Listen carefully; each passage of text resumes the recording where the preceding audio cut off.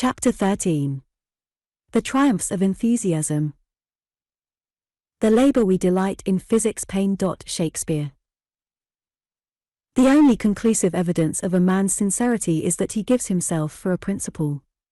Words, money, all things else are comparatively easy to give away, but when a man makes a gift of his daily life and practice, it is plain that the truth, whatever it may be, has taken possession of him. Lowell. Let us beware of losing our enthusiasm. Let us ever glory in something, and strive to retain our admiration for all that would ennoble, and our interest in all that would enrich and beautify our life. Phillips Brooks. In the Galerie des Beaux-Arts in Paris is a beautiful statue conceived by a sculptor who was so poor that he lived and worked in a small garret. When his clay model was nearly done, a heavy frost fell upon the city. He knew that if the water in the interstices of the clay should freeze, the beautiful lines would be distorted. So he wrapped his bedclothes around the clay image. In the morning he was found dead, but his idea was saved, and other hands gave it enduring form in marble. I do not know how it is with others when speaking on an important question, said Henry Clay, but on such occasions I seem to be unconscious of the external world. Wholly engrossed by the subject before me, I lose all sense of personal identity, of time, or of surrounding objects. A bank never becomes very successful, says a noted financier, until it gets a president who takes it to bed with him. Enthusiasm gives the otherwise dry and uninteresting subject or occupation a new meaning. As the young lover has finer sense and more acute vision and sees in the object of his affections 100 virtues and charms invisible to all other eyes, so a man permeated with enthusiasm has his power of perception heightened and his vision magnified until he sees beauty and charms others cannot discern which compensate for drudgery, privations, hardships, and even persecution. Dickens says he was haunted, possessed, spirit-driven by the plots and characters in his stories which would not let him sleep or rest until he had committed them to paper. On one sketch he shut himself up for a month, and when he came out he looked as haggard as a murderer. His characters haunted him day and night. Herr Kapellmeister, I should like to compose something. How shall I begin? Asked a youth of 12 who had played with great skill on the piano. Pooh, pooh, replied Mozart, you must wait. But you began when you were younger than I am, said the boy. Yes, so I did, said the great composer, but I never asked anything about it. When one has the spirit of a composer, he writes because he can't help it. Gladstone said that what is really desired is to light up the spirit that is within a boy.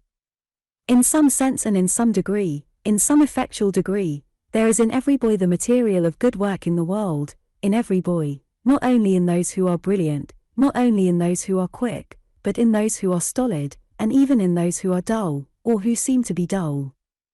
If they have only the goodwill, the dullness will day by day clear away and vanish completely under the influence of the goodwill. Gusta, an unknown Hungarian, made fame and fortune sure the first night she appeared in opera. Her enthusiasm almost hypnotized her auditors. In less than a week she had become popular and independent. Her soul was smitten with a passion for growth, and all the powers of heart and mind she possessed were enthusiastically devoted to self-improvement.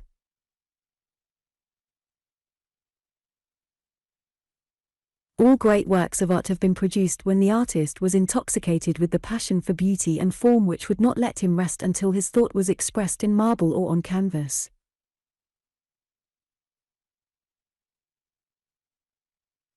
Well, I've worked hard enough for it, said Marley-Brand when a critic expressed his admiration of her D in alt, reached by running up 3 octaves from low D. I've been chasing it for a month.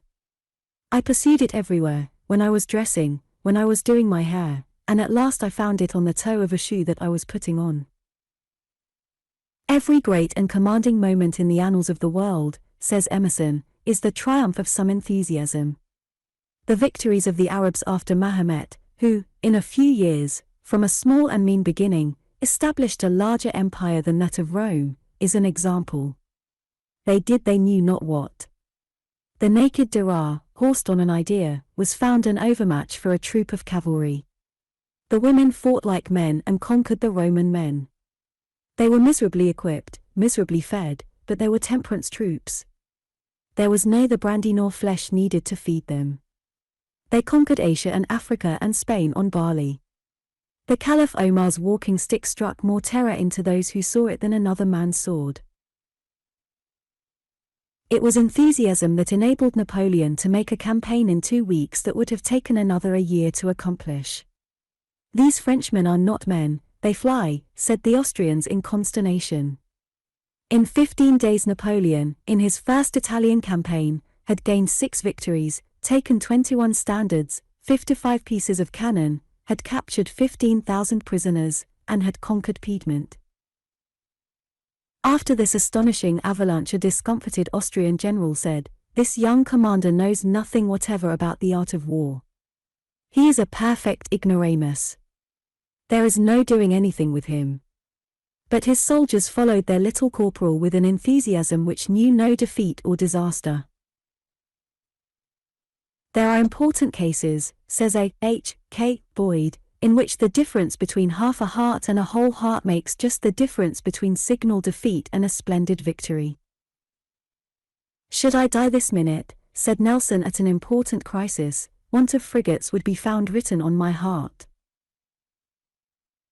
The simple, innocent Maid of Orleans, with her sacred sword, her consecrated banner, and her belief in her great mission, sent a thrill of enthusiasm through the whole French army such as neither king nor statesman could produce. Her zeal carried everything before it. Oh, what a great work each one could perform in this world if he only knew his power! But, like a bitted horse, man does not realize his strength until he has once run away with himself. Underneath is laid the builder of this church and city, Christopher Wren, who lived more than 90 years, not for himself, but for the public good. Reader, if you seek his monument, look around. Turn where you will in London, you find noble monuments of the genius of a man who never received instruction from an architect. He built 55 churches in the city and 36 halls. "I would give my skin for the architect's design of the Louvre," said he, when in Paris to get ideas for the restoration of St. Paul's Cathedral in London. His rare skill is shown in the palaces of Hampton Court and Kensington, in Temple Bar, Drury Lane Theatre, the Royal Exchange, and the Great Monument. He changed Greenwich Palace into a sailor's retreat, and built churches and colleges at Oxford. He also planned for the rebuilding of London after the Great Fire, but those in authority would not adopt his splendid idea. He worked 35 years upon his masterpiece, St. Paul's Cathedral.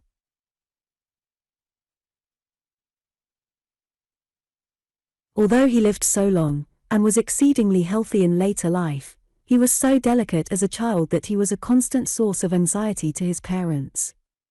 His great enthusiasm alone seemed to give strength to his body.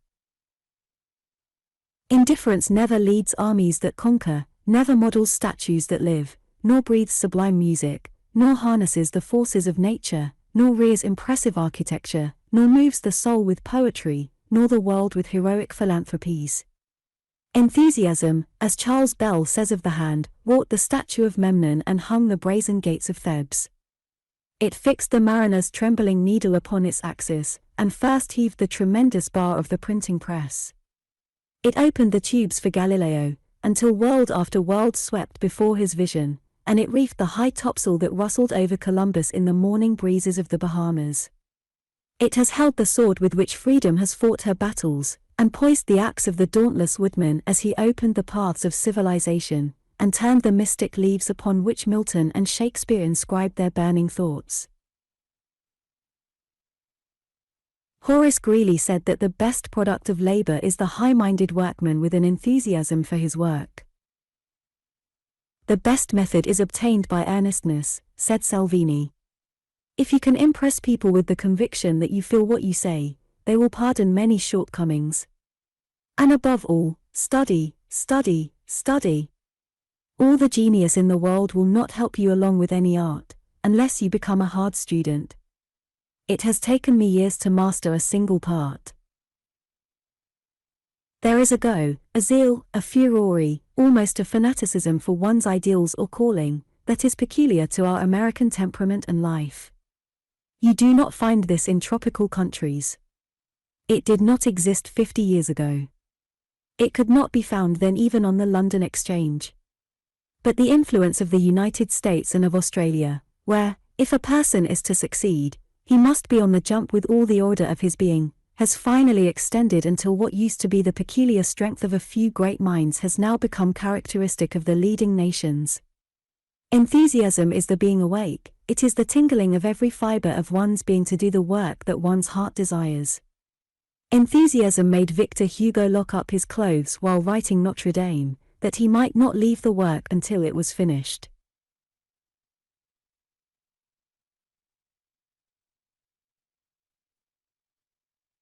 The great actor Garrick well illustrated it when asked by an unsuccessful preacher the secret of his power over audiences. You speak of eternal verities and what you know to be true as if you hardly believed what you were saying yourself, whereas I utter what I know to be unreal and untrue as if I did believe it in my very soul.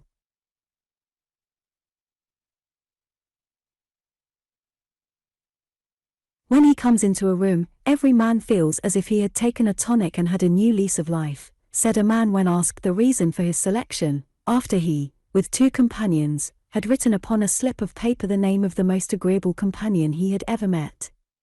He is an eager, vivid fellow, full of joy, bubbling over with spirits. His sympathies are quick as an electric flash.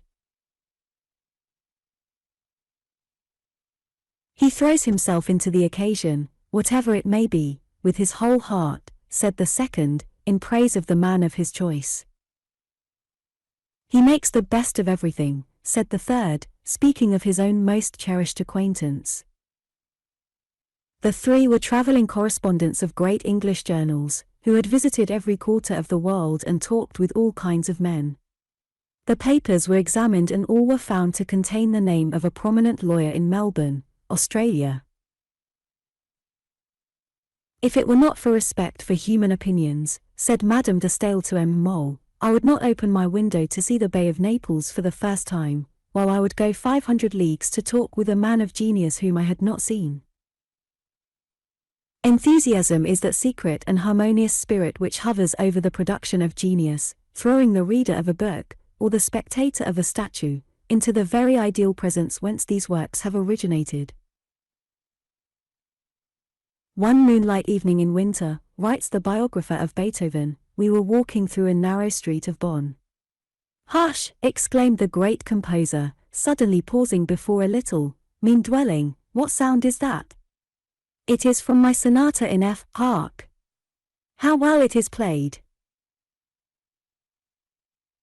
In the midst of the finale there was a break, and a sobbing voice cried, I cannot play any more.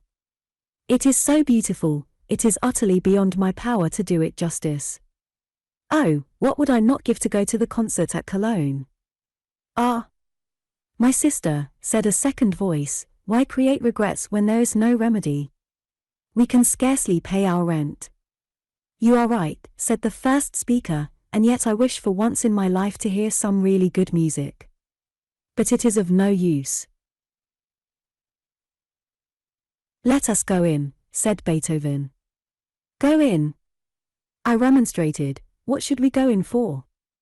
I will play to her, replied my companion in an excited tone, here is feeling, genius, understanding.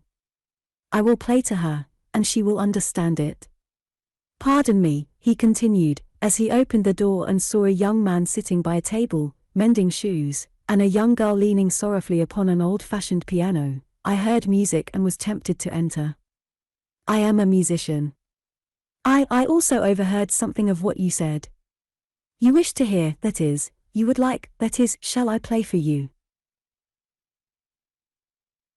Thank you, said the shoemaker, but our piano is so wretched, and we have no music.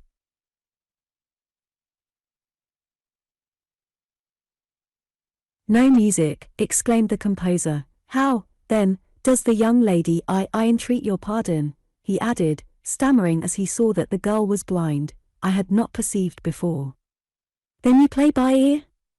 But where do you hear the music? since you frequent no concerts. We lived at Brawl for 2 years, and, while there, I used to hear a lady practicing near us. During the summer evenings her windows were generally open, and I walked to and fro outside to listen to her. Beethoven seated himself at the piano. Never, during all the years I knew him, did I hear him play better than to that blind girl and her brother. Even the old instrument seemed inspired. The young man and woman sat as if entranced by the magical, sweet sounds that flowed out upon the air in rhythmical swell and cadence, until, suddenly, the flame of the single candle wavered, sank, flickered, and went out. The shutters were thrown open, admitting a flood of brilliant moonlight, but the player paused, as if lost in thought. "Wonderful man," said the shoemaker in a low tone, "who and what are you?"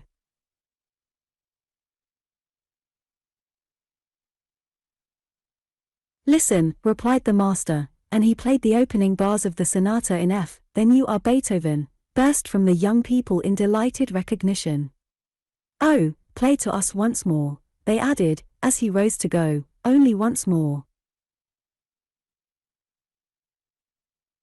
"I will improvise a sonata to the moonlight," said he, gazing thoughtfully upon the liquid stars shining so softly out of the depths of a cloudless winter sky. Then he played a sad and infinitely lovely movement, which crept gently over the instrument, like the calm flow of moonlight over the earth. This was followed by a wild, elfin passage in triple time, a sort of grotesque interlude, like the dance of fairies upon the lawn. Then came a swift agitated ending, a breathless, hurrying, trembling movement, descriptive of flight, and uncertainty, and vague impulsive terror, which carried us away on its rustling wings, and left us all in emotion and wonder. "Farewell to you," he said, as he rose and turned toward the door. "You will come again?" asked the host and hostess in a breath. "Yes, yes," said Beethoven hurriedly, "I will come again, and give the young lady some lessons. Farewell." Then to me he added, "Let us make haste back, that I may write out that sonata while I can yet remember it." We did return in haste, and not until long past the dawn of day did he rise from his table with the full score of the Moonlight Sonata in his hand. Michelangelo studied anatomy 12 years, nearly ruining his health, but this course determined his style, his practice, and his glory. He drew his figures in skeleton, added muscles, fat, and skin successively, and then draped them. He made every tool he used in sculpture, such as files, chisels, and pincers. In painting he prepared all his own colors, and would not let servants or students even mix them. Raphael's enthusiasm inspired every artist in Italy, and his modest, charming manners disarmed envy and jealousy. He has been called the only distinguished man who lived and died without an enemy or detractor. Again and again poor Bunyan might have had his liberty, but not the separation from his poor blind daughter Mary, which he said was like pulling the flesh from his bones, not the need of a poor family dependent upon him, not the love of liberty nor the spur of ambition could induce him to forego his plain preaching in public places. He had so forgotten his early education that his wife had to teach him again to read and write. It was the enthusiasm of conviction which enabled this poor, ignorant, despised Bedford tinker to write his immortal allegory with such fascination that a whole world has read it. Only thoughts that breathe in words that burn can kindle the spark slumbering in the heart of another. Rare consecration to a great enterprise is found in the work of the late Francis Pockman. While a student at Harvard he determined to write the history of the French and English in North America. With a steadiness and devotion seldom equaled he gave his life, his fortune, his all to this one great object.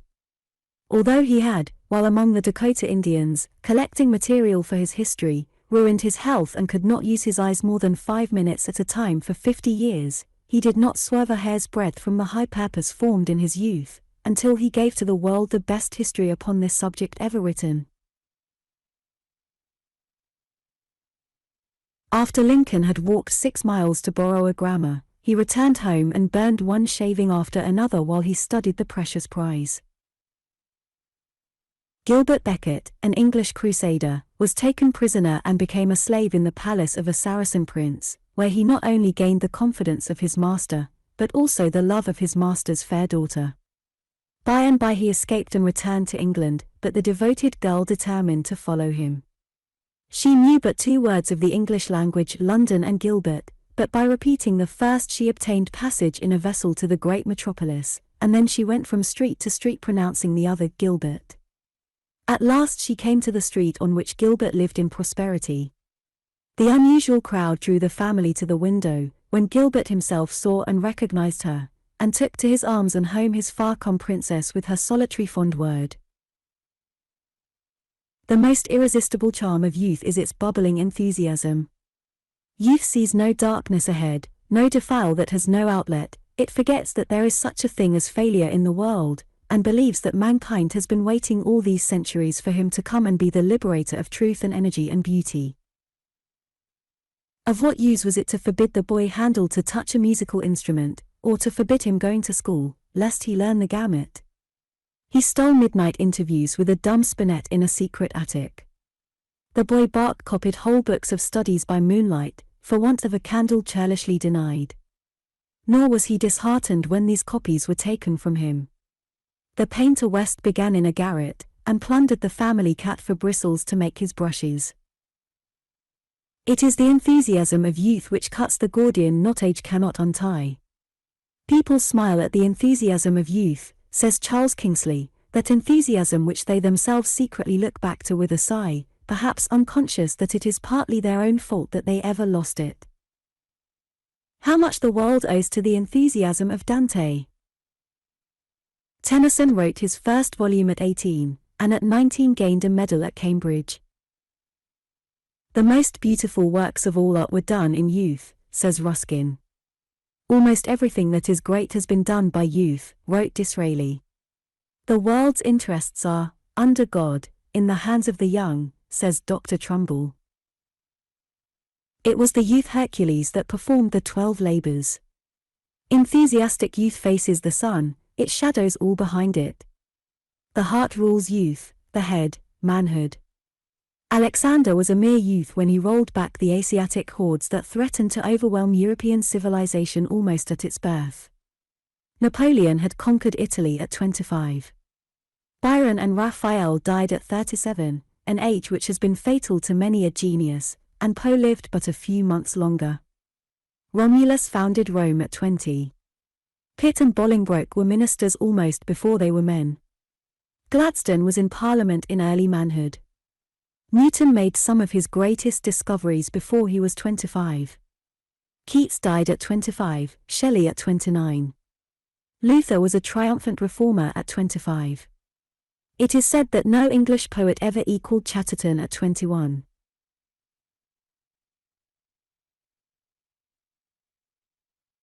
Whitefield and Wesley began their great revival as students at Oxford, and the former had made his influence felt throughout England before he was 24. Victor Hugo wrote a tragedy at 15, and had taken 3 prizes at the Academy and gained the title of master before he was 20. Many of the world's greatest geniuses never saw 40 years.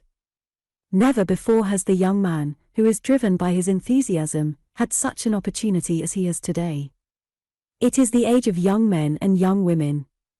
Their order is their crown, before which the languid and the passive bow. But if enthusiasm is irresistible in youth, how much more so is it when carried into old age? Gladstone at 80 had 10 times the weight and power that any man of 25 would have with the same ideals. The glory of age is only the glory of its enthusiasm, and the respect paid to white hairs is reverence to a heart fervent, in spite of the torpid influence of an enfeebled body. The Odyssey was the creation of a blind old man, but that old man was Homer. The contagious zeal of an old man, Peter the Hermit, rolled the chivalry of Europe upon the ranks of Islam. Dandolo, the Doge of Venice, won battles at 94, and refused a crown at 96. Wellington planned and superintended fortifications at 80. Bacon and Humboldt were enthusiastic students to the last gasp.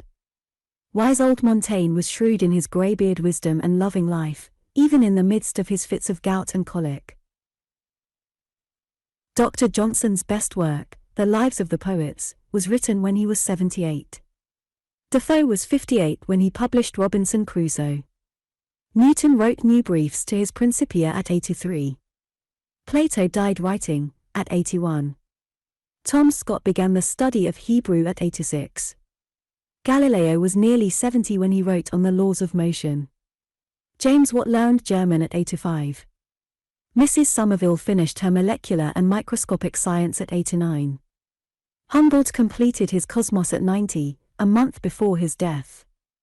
Burke was 35 before he obtained a seat in Parliament, yet he made the world feel his character.